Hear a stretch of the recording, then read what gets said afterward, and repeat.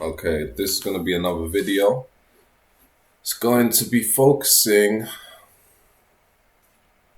on a few themes and topics.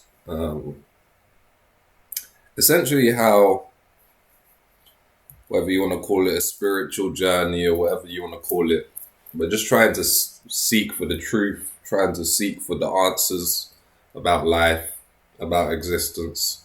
If that's what you're interested in, then that's what my channel is mostly about. If you're not interested in those kind of things, then you probably won't enjoy my videos.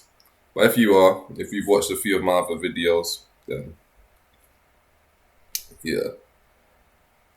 Essentially, my main point is just that this spiritual journey or this journey for truth is a very individual journey. Since the absolute truth cannot be given to you by somebody else. Like, it can't be shown to you by somebody else. It can't be given to you by somebody else. Um, the individual who is searching for truth must realize it themselves, for themselves. That's just the only way it works. There's literally no other way to realize it. The self or the individual has to realize it for themselves.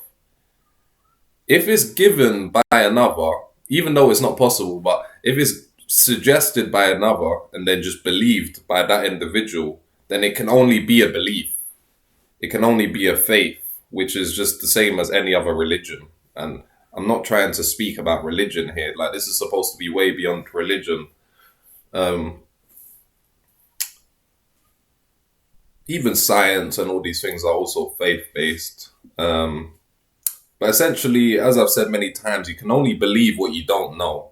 And we're trying to know the truth. So if you're trying to know the truth, whatever you believe or disbelieve, is of no consequence. It doesn't change anything. What I'm trying to speak about is beyond belief. However, most people, 99% of people, are operating from their mind, from their ego structure, which is kind of using thoughts to try and calculate and understand and compare and contrast, to try and understand and put certain things in a box. And then when you say, for example, if you're trying to find out like what a phone is, then you're gonna put your mind is gonna put a label. It's gonna say phone, and it's gonna put it in the box of technology, which was created by humans, and all these kinds of things. It's going to put it in these boxes and then and then saying, I understand it. A phone is a piece of technology which was created by humans and so on. It's just starts putting it in these boxes. That's kind of like how your mind works. It kind of tries to put things in conceptual boxes. And then once it's there, once it's given a name, a label, then you can just always, like, when someone says, oh, what's a phone, or what's a remote control, then you can use another label. Oh, the remote control is a piece of technology used to turn on the television. See, and then you kind of use these, you use like one label and then you have another label linked, and you kind of have this big web, and then where you draw connections, where your mind kind of draws connections, and then you kind of create this web of understanding, supposedly, even though you still don't really know what a phone is. You still don't really know what a remote control is. See, so that's the limitation of just using language, labels, trying to understand things intellectually. Because even when you're trying to understand intellectually, realize you have to use language, because you have to think. You can only think using language. Language is made out of symbols. It's symbolic. What are symbols? Symbols are never the thing that they're indicating. Like, by definition, like, a symbol can't be the thing that it's trying to indicate. Otherwise, it's not a symbol. As I've explained many times, like, if I write down on a piece of paper here, like if I write down the word black, that word that I just wrote down isn't black. It's not actually black itself. Obviously, unless I was using a black pen, then you could say, yeah, it was black. But you get the point. Like, if I was using a blue pen and I wrote the word black, like, that word that indicates black, where you look at it and then you think of black, that's not actually black. So that's obvious. But I'm just again pointing out that the map is not the territory. Like that was using symbols. Language is symbols. So even when you're thinking, you're using symbols. So it's always indirect. It's never like, it can't get you to where you're trying to go to. Like it always, it's always indirect. It's too indirect to get you to the absolute truth. It can be used to communicate relative truths. Like if I tell you, oh, like turn down the AC. It's getting too hot in here. Really, there's no such thing as hot, like absolutely hot or too hot. But we're both like humans, right, on the relative plane. And then if there's only me and you that we're using as a reference, if it's too hot for you and it's too hot for me, then we can both agree and say it's too hot.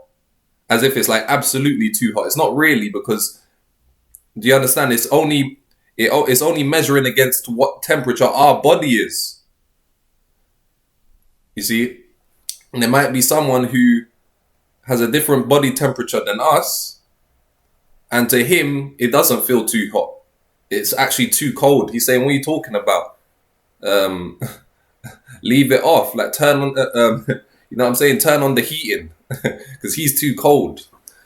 You see, because we're just measuring against our own body heat. Yeah, where was I going with that?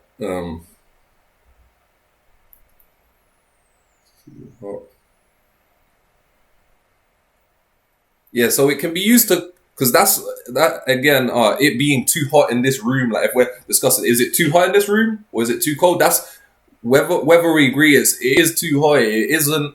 That's still both relative truths. That's like both relative, because it's conditional. It's based on the conditions, like what temperature your body is, what temperature the room is. That's all conditional, based on the conditions. If the conditions change, then what we regard as true changes.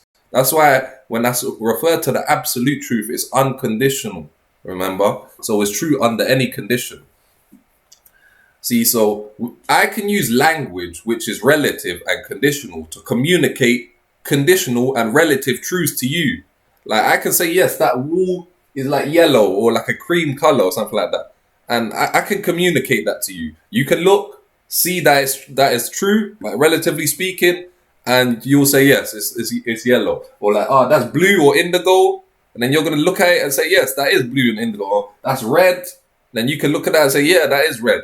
See, these are all relative truths, and I can use language, which is symbolic, to communicate that to you. That's fine. However, the absolute truth, I can't use relative language or conditional language, which was designed to communicate conditional things, such as if this is red or blue, or whether the room is too hot or too cold. Like, these are all conditional things. Language was designed to communicate those kinds of things. I can't use language which is conditional, limited, to communicate something which is unlimited, unconditional. Like, it's just impossible. It's like,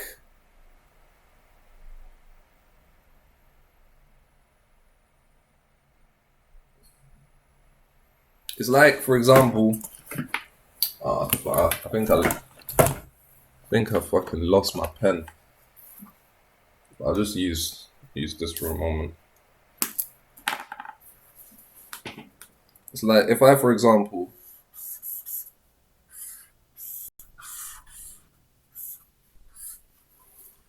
draw a square. I know that's a shit square, but you see, this is on a 2D piece of paper, and I'm drawing a 2D square. And then, like, imagine me using language to try and communicate the absolute. Is like me trying to use this to indicate what a cube is in 3 dimensions. Do you understand? It's like, this is too low order. It's not because 3rd dimension is built on top of the 2nd dimension, and the 2nd dimension is below that. So you can't use something in the 2nd dimension to point at the 3rd dimension. It's It's like us, our senses are operating on 3D parameters, essentially. That's why we can't imagine what the 4D is like. We just, no matter how hard we try, we can use like certain certain kind of like, where's the fucking lid? Oh. We can use like certain images where it looks like it's 4D, like, you know, the Tesseract cube, where it kind of like like that Tesseract. Maybe I can put a little short clip in there where it looks like that's what 4D would look like, but it wouldn't even look like that. See, it's still on a 2D screen. It's like limited. We can't use something on a 2. See, so now I could try to draw like this and then say, you know,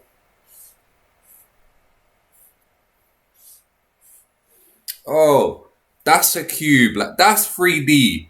See, it looks like it's more accurate. It seems like it, but even that's not a 3D cube. Like, that can't be used to indicate what a cube actually is. It can point, and then if you already have a reference for the cube, like you've seen a 3D cube, then you can see this, and even though you know that's not really a 3D cube, it can indicate to you, and then you'll remember what, oh yeah, 3D, like a cube. Because you've seen it already. See, but the problem is, when I try to use language, or any guru or anyone tries to use language to communicate what the absolute truth is the problem is, see, if you already realized and you already have direct access, then they wouldn't, like a guru wouldn't need to teach you. They wouldn't need to say anything to you because you would already know. So the whole purpose is the teachings are for people who are unrealized, who haven't realized it for themselves. And the problem is that the people who haven't realized it for themselves, their mind has no reference. Their mind has no reference. So no matter what words the guru uses, let's say the guru uses like enlightenment or liberation or awakening, or they speak about absolute truth, or whatever words they use, they say God, or they say this or that. No matter what word or symbol like they use, because the person who's listening doesn't even have a reference, like that thing, they haven't experienced it for themselves. So when they hear that word, like that symbol isn't in their mind, it's not linked to anything in particular. So they hear it, and then, like, let's say I'm speaking to you about God. And then when I'm speaking about God, like, to me, I know exactly what I'm speaking about. I've like experienced it. Like, my mind has a reference for it. But you haven't experienced that thing that I'm speaking about. If you have, then you would know what I was referring to when I used that word. But if you haven't, then your mind is going to default to everything about that word that you've been programmed from before. So then you're going to start thinking about the Christian God, or you're going to be thinking about this other God, or whatever someone else told you in the past about God. Your mind is going to use that as a map. And then every time I say God, or the guru says God, or whatever, then you're going to start thinking back and using those things as a reference. Remember how I explained in one of my past videos, or like the last 2 or 3 videos, one of them, where I was saying how for your mind to understand what anything is, like for example, to understand what the word magnificent is, if you go on the definition on Google, you'll see it will give you synonyms of other words which are very similar, and then antonyms or acronyms or whatever, which are the complete opposite. And then you'll use the words that are similar and then see what they have in what they have in what's the fucking word? Yeah, what all those words have in common. Then your brain will kind of like create a web and see like, oh yeah, like all of these words are like, for example, if you're trying to find out what magnificent is, and then it comes up with other words, synonyms like amazing, great, all of these things, and then you'll see, great, amazing, like these are all positive things, so magnificent must be a positive thing. So you create like a web, like you use the other things which it isn't, the other words which it isn't, to create context to explain the content of the word that you're trying to find out right now, which is magnificent. Then you'll use the acronyms or the antonyms or whatever it's called, the opposites, and then you'll see, terrible, like bad, wrong, whatever, all those negative things, and then you see, so all the opposites are negative. So I can see that this word magnificent is clearly trying, and the synonyms are all positive. So magnificent is clearly a positive word. It's like saying something really good. That's essentially what it's trying to say. See, so you can use all the other symbols as context to kind of create a web to explain what it is. It's like fill in the blank almost. You have a sentence. Imagine you have a whole sentence and then there's one word missing. Like if you have that whole sentence, then it's kind of easy to find out what the missing word is. But then if there's just a missing word, there's no sentence. Then it's just impossible to find out what the missing word is.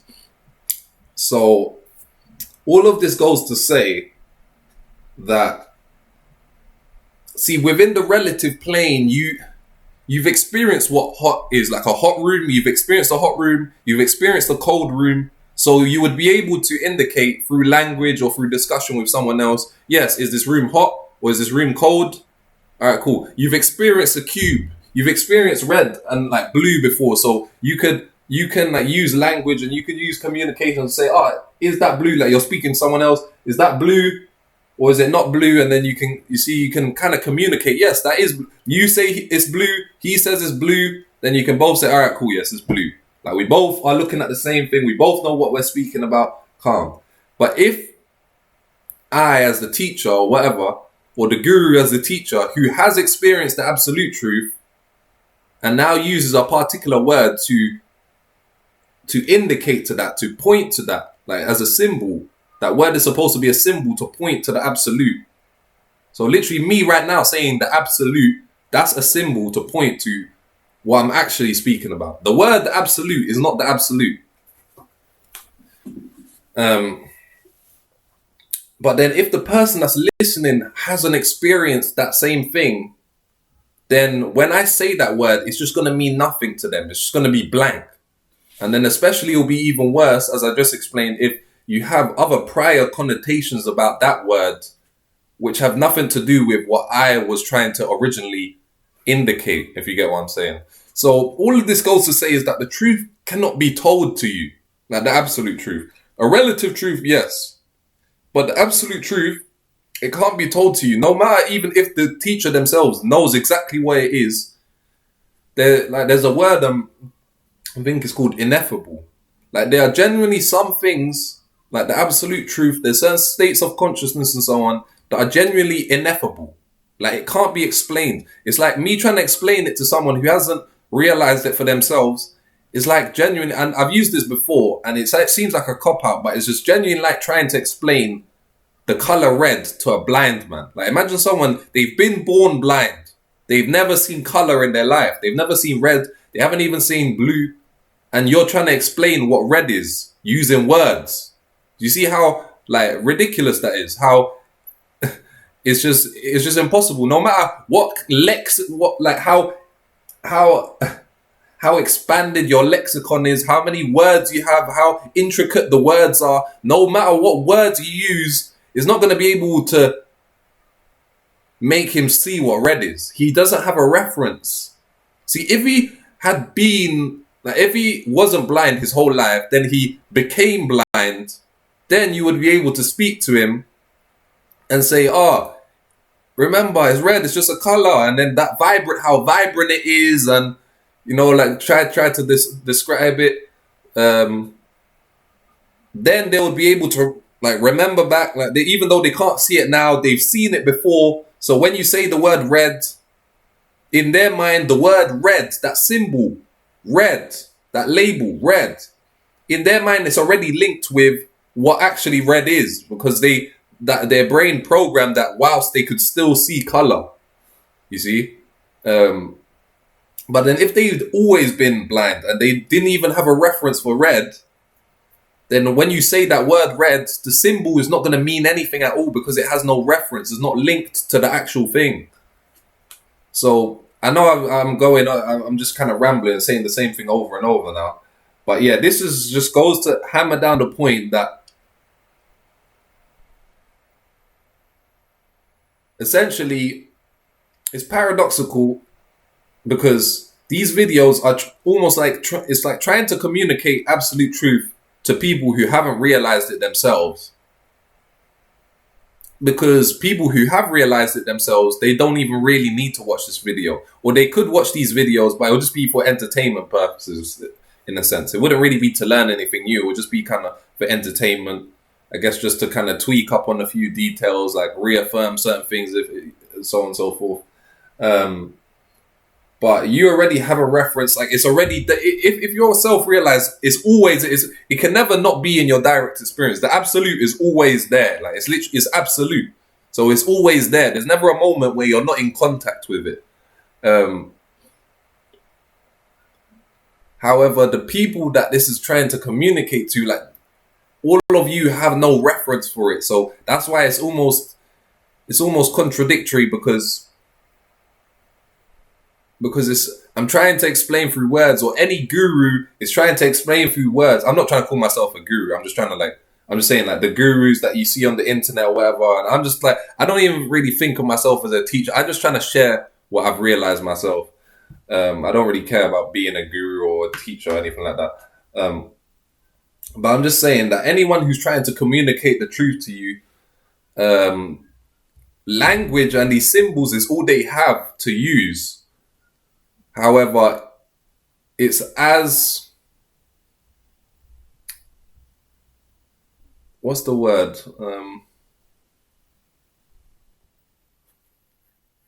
There's a particular word for it.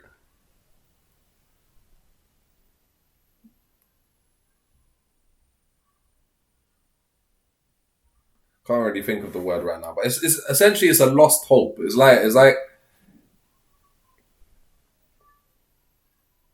like trying to,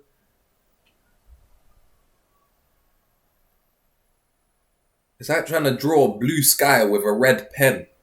That's literally how unaligned it is. That's how like untrue it is. But it's just fucked, because that's the only thing that the people who are unenlightened, who are trying to get there, that's the only thing that they're going to be able to understand is language and symbols, because that's all they've used their whole life. And even though we can never use symbols to get there, that's the only thing that they're not even aware that there's aspects of your consciousness that you can use other than your thoughts. You understand? Like, see, it's kind of more about moving from your thoughts and your thinking mind and theoretical mind and conceptual mind to attention. You have to start training your attention more. Once you kind of start using your attention, you can make your attention one pointed. You can like look at like outside in a one pointed manner, or in a completely uniform manner where you're looking at the whole field, but nothing in particular. And also on the inside where it's like completely like onto where awareness or attention is on itself, resting on itself and not going out. See, so you have to start training your attention more. The attention and the awareness that's aware of the thoughts. See, when you're like still in the mind and still operating from the ego, it seems like the thoughts, that's the only thing you have to go to. Even when you're thinking, like something other than thoughts. See, you're going to try and escape thoughts using thoughts. You're going to think, what? Like something other than thoughts? What else is there other than thoughts? Thoughts is all there is. Like, what's he speaking about? Attention. And then you're going to be thinking about attention rather than using attention.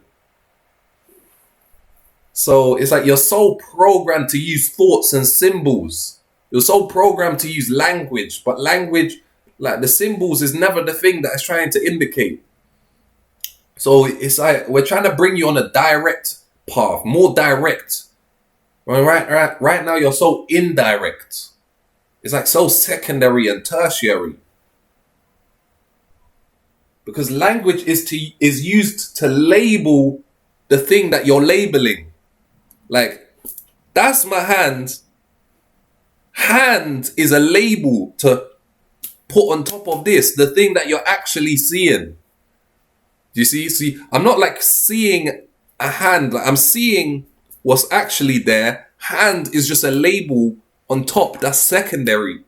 So how could you say that this like primarily is a hand? Like hand is a secondary label just to trying to put it in a category just for survival's sake, just to be able to communicate. Like, oh, like don't touch my hand.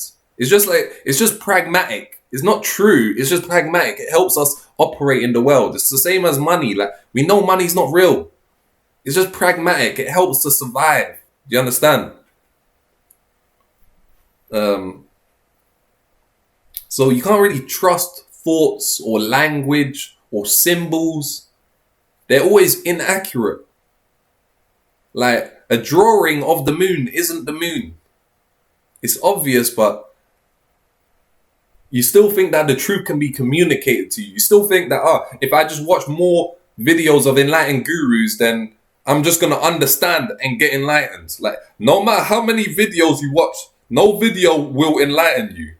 No one else can enlighten you, like, by telling you something. Even if they're the most enlightened, the most intellectually sound, and they have the best lexicon of words, and they say it in the most accurate way. The moment they even speak, it's already going to be inaccurate. The most accurate communication of absolute truth would literally just be silence.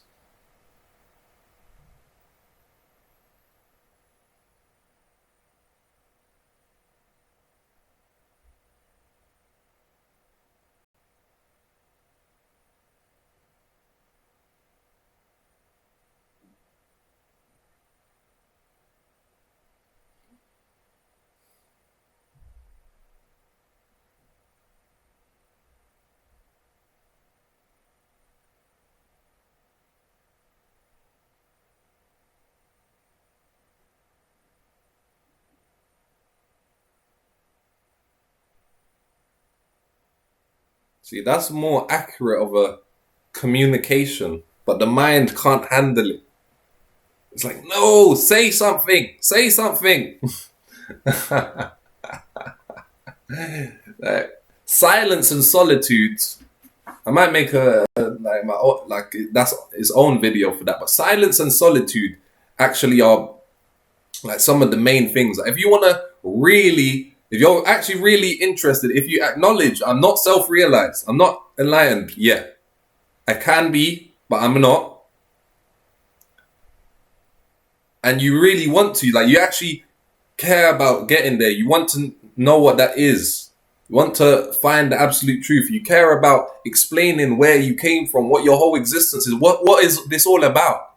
You actually give a shit. If you actually really want to know, like, it's burning, you want to find out, you really want to find out, then silence and solitude, being by yourself, just resting by yourself in a room in silence, that's really going to be like silence and solitude. Those are going to be like your two greatest tools. Of course, there's many other tools which I can explain later on, but just to start off with, silence and solitude. Like, stop watching. Of course, you need some kind of base foundation, so you can watch a few videos of a few different enlightened people or read a few books and so on, just to get like the basic spiritual foundation. But after a while, just listening to more videos or reading more books is not going to get you closer. It's actually going to just get you further away. It's just going to deviate you further.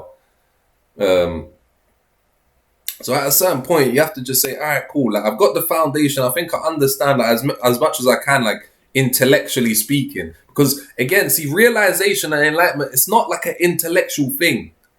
It's not conceptual. It's not like, oh, I get it now. I get it conceptually. I understand. Like, it's not really about like understanding. It's a realization. It's not even about attaining something. It's just about realizing something that was always true and that could never not be true. So it's literally just realizing something that was always the case. It always was the case. Nothing like changes. Of course, experientially, things change after enlightenment for that subject, so to speak. But it's not like, like life was like this until then, and then things are completely different. Like, it is like that, but it's actually that it's like the truth was always true. It's just after that moment, now you're aware of it. It always was, But it was like before you was like sleepwalking. Like after you like really genuinely awaken, when you think back about your life prior to that moment, you're gonna look back and realize it was like you was sleepwalking the whole time. It was like you was a zombie sleepwalking. That's literally what it feels like. It's like you woke up from like this slumber. Like it was like over your mind. Like you were so deep in a dream you didn't even know you were dreaming. And then, but when you kind of like fully wake, you're gonna look back and realize, whoa, like I was like sleepwalking this whole time. Like everyone else, like they're just sleepwalking. It's the Walking Dead. You know what I'm saying? But yeah. So the main point, as I said, is that the absolute truth cannot be communicated through words or through this limited language, and no one else can make you realize it. You have to realize it for yourself. This is an individual journey.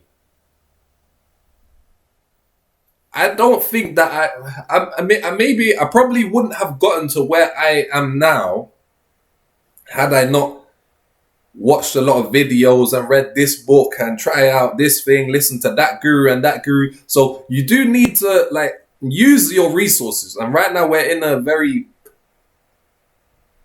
lucky time where you can listen to this guru across the world and that teacher and that teacher. And I myself, some people like to lock in on one teacher, but then let's say, for example, they're wrong on certain things, then you're going to be misled. So what I like to do is listen to that teacher. I would listen to loads of different people, and then I would kind of start to see who I felt like were the most accurate. Then I'll watch a few different teachers, and then I'll kind of cross-section them, see where they overlap, where some people contradict each other, like what makes the most sense, what aligns with my current direct experience. Because remember, your direct experience here now, this is the only thing you really have to go off.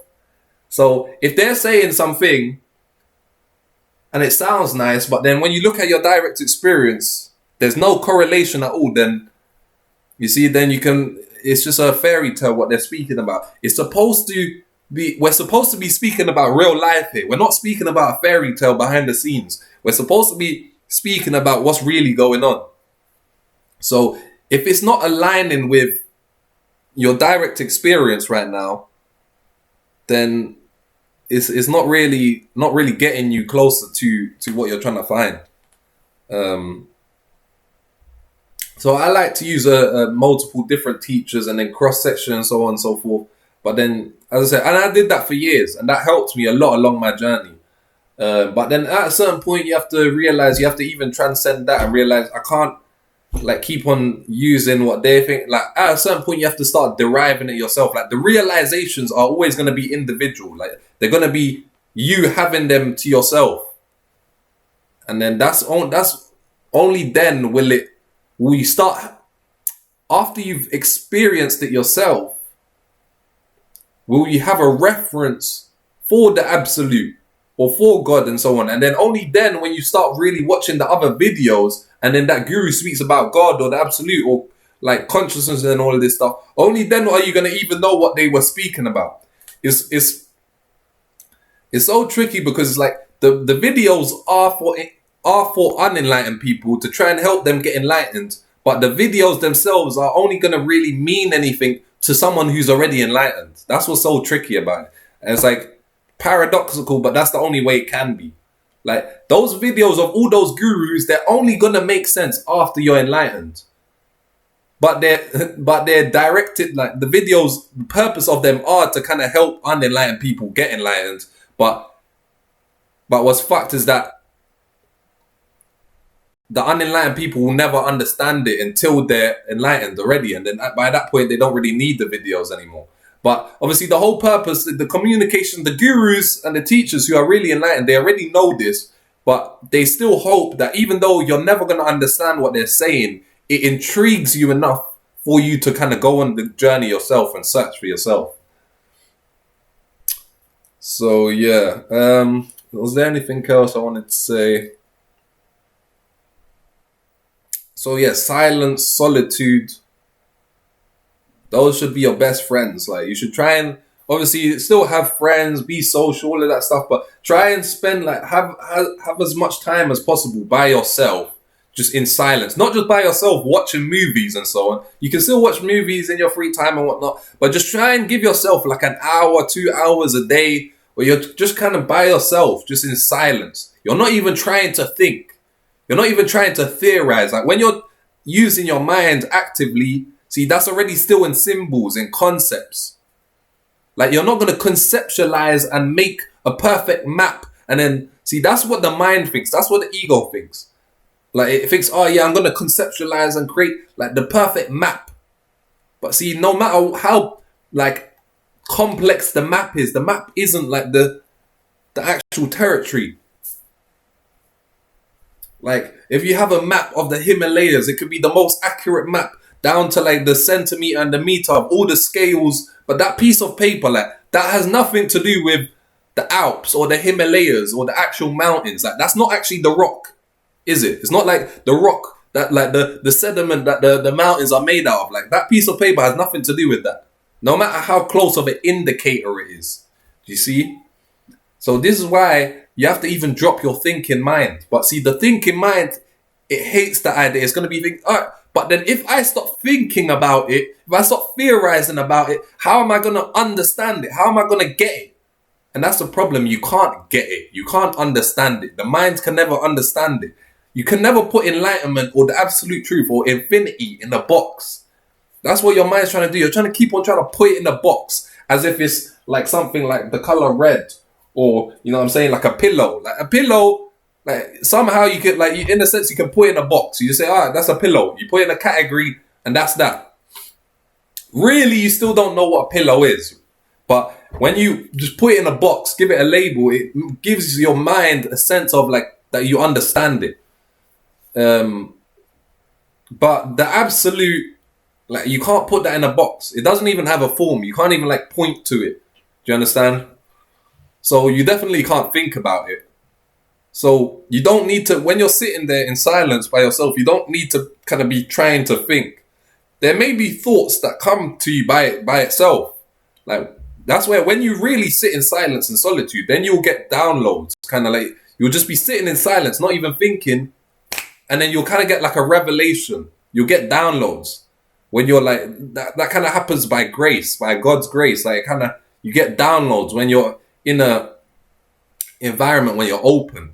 You're not even trying to think about it. You're not even trying to get it. You're not trying to understand anything. You're just kind of just chilling in silence and solitude. And then it kind of happens by itself. But yeah, I don't know if is there anything else.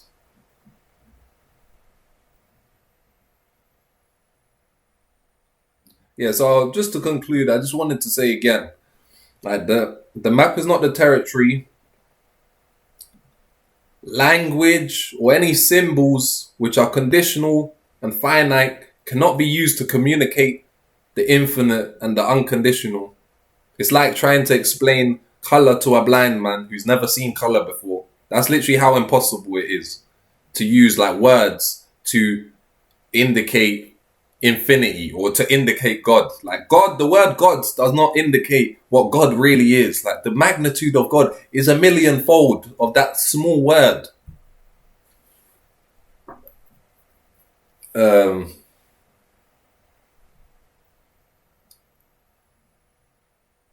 Again, the spiritual journey or seeking the absolute truth or seeking God or self or enlightenment or whatever, it's an individual journey. You have to realize it for yourself.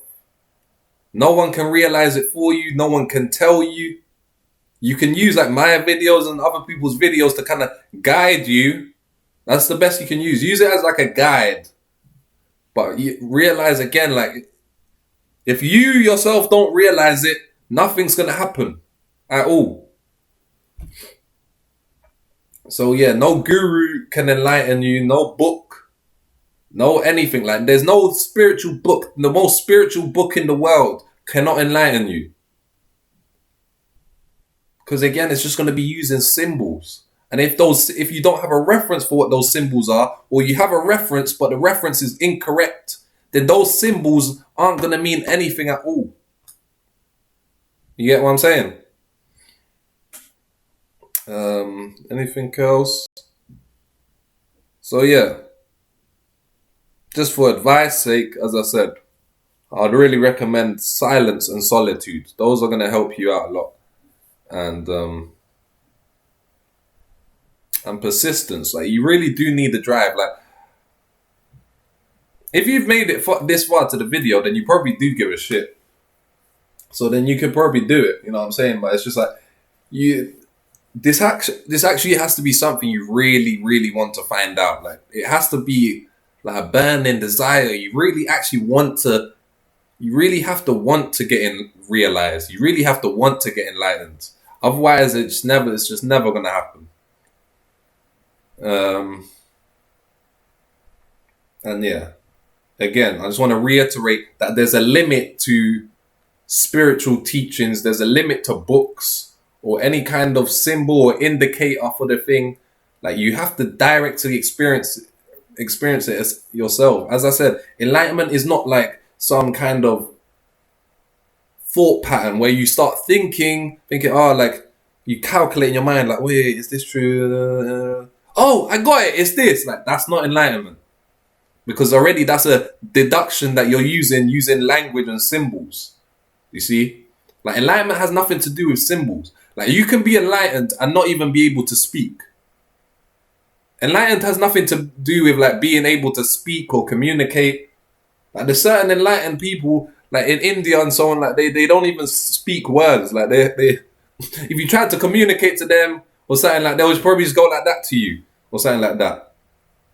Or maybe they'll just communicate like this. But do you see, like the truth has nothing to do with the mind. There's nothing intellectual about it. It's not like the smarter you are intellectually, the more likely you are to be enlightened. Of course, I do feel like if you are more intellectual, then you might be able to avoid certain traps and you might be able to get there faster. But at the same time, the more intellectual and conceptual your mind is, that's also a hindrance as well because you're more deviated away and you no matter how much you deny it, the more programmed you are to think that the map is the territory. Because that's how all of science, how all of maths, how all of English works. Like that's how all of school is. Like you through school, through work, the whole of just this like society, you've been programmed to kind of operate as if the map is the territory. You've been programmed to operate as if that piece of paper really is money. You see, it's so deep, even though you know it's not money. Like if someone takes that £100 from your hand, you're gonna like probably try to fight them as if that piece of paper really is money. See, so no matter how much you think you understand, oh yeah, the map is not the territory, but your body like is so deeply ingrained in you to where you think, oh no, the map really is the territory. Like black, when he says black, he's really talking about black, and so on. You see, so it's very deep. Whereas when I'm speaking about the direct method where black really is black, but not the word black, like not the symbol black, like where black just like, obviously I'm using a black pen here, so it might confuse you, but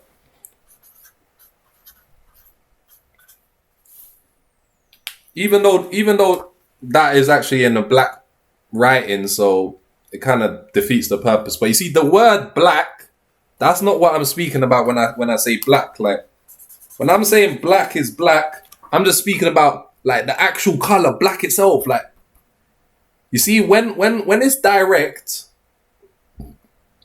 when I just show you that and you see black for itself, I don't even need to give it a word. I don't even need to say that it's black because it's black by itself. Do you see? So that's why even a lot of these enlightened people, they'll just sit in silence and they won't even utter a word. Because really, the moment you utter something, it's actually like you're going further away from the truth. Because the truth is so true, like it's so absolute that you don't even need to communicate it. It's true by itself anyway. It's unconditional. That's why... See, if the truth needed to be vouched for and explained and understood for it to be true, then it would be a conditional truth. It wouldn't be the absolute. It wouldn't be unconditional. What the truth that I'm speaking about is true whether you realize it or not, whether you're conscious of it or not, whether someone communicates it or understands it or miscommunicates it or misunderstands it, it will still be true anyway, because it is itself. So yeah, see again, like if you don't have any direct experience, all of these stuff that I'm speaking about is just gonna sound like word salad, gonna sound like jargon, but I hope it helps to some degree. So I'm gonna leave that one there.